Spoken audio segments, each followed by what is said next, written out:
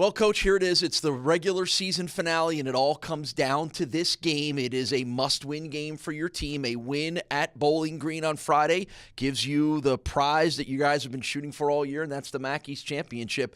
Is there something special about the kind of setup in a winner-take-all game like that? Well, it's important, and I guess when you play 11 games and you get down to the 12th one, and it's for a chance to play a 13th one for a championship, it's really important. But the thing is, we have to go back to remember what got us to this point, what we need to do to get ready for preparation for a chance to play our best game yet. Even right after the game against Ohio, your guys were already talking about refocusing and being locked in on the significance of this game. Any concern whatsoever that will be a challenge at all? No, I think so. I mean, when you have a game like we played at Athens, which wasn't very good, and you have to quickly flush it and move on to the next one. And I think our group understands what's at stake and what we need to get done, and have great confidence in them. It's a noon kickoff at Deutsch Perry Stadium in Bowling Green, Ohio on Friday for this game. Interestingly enough, it's the third time in UB's FBS history that they will play to win the Mackey's title. All three of them have come against Bowling Green, and the road team has won the previous two. I don't know whether that means anything to you or not. Well, let's hope it does. Let's hope it plays out that way. It's kind of ironic that it is to against the same opponent. But again, no matter who the opponent, where it's played, and what it is, we have to play and play well. All right, the Bowling Green Falcons have had a very difficult season. So difficult, in fact, that they relieved their head coach in mid-October of his duties. So as we get into the Town BMW keys to the game for the Bulls and Bowling Green, that's the first question to you, Coach, as you're facing a team now coached by their previous defensive coordinator, Carl Pelini, who you know from your Nebraska days. How much has changed once the head coaching change happens? I don't think they've changed a whole lot in what they want to be. I think maybe offensively there's maybe some minor tweaks, even though he's a defensive-minded coach, maybe some things that he wanted to see.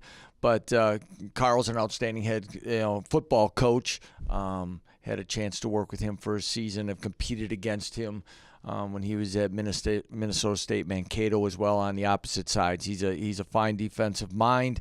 I know their team is going to play hard on senior day. There's a lot of things there that are going to be that I think a lot of those players have been recruited by people on that staff, and I'm sure they're going to play hard for those guys and hoping that maybe Carl or someone else on staff gets a job permanently. Well, despite the tough season for the Falcons, one of the positives they have is one of the outstanding quarterback-wide receiver combinations in all of the MAC. Their quarterback, Jarrett Dagey, is amongst the MAC's leaders in passing yardage and touchdowns, and wide receiver Scott Miller on the same side, amongst the leaders in receptions, receiving yards, and scores himself. Tell us about those two players and how that combination has been successful for them. Well, they've maintained their spread offense philosophy, but have incorporated some two-back things as well. But again, when you have a quarterback that has now played as many snaps as he has, and really a fine receiving core that they have, you can tell they've seen it all. They've gone through a lot, whether it be not just wins and losses, whether it be coverages, whether it be those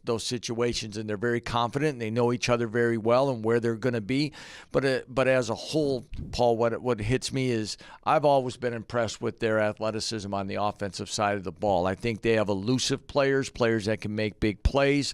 And again, we have to tackle well, and that's something we didn't do last week. So it's a big challenge against a group like this. As we continue the Town BMW keys to the game to get you ready for Friday's big showdown between the Bulls and the Falcons, Bowling Green's defense has struggled all year long. They are amongst the bottom of the entire country in stopping the run.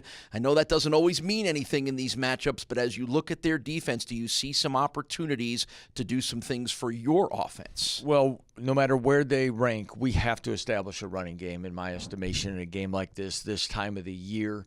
You don't know what weather conditions will be, all those things. So the run game is going to have to be established by us. We have to be physical up front. We need our two running backs all our running backs to get off to a good start in a game like that, because that, of course, helps our passing game and open things up from there. All right, a win for the Bulls on Friday against Bowling Green gets them the MAC East Division title and a spot in the MAC championship game in Detroit against Northern Illinois. It is a big one. Coach, have fun. Good luck. Thank you very much, Paul.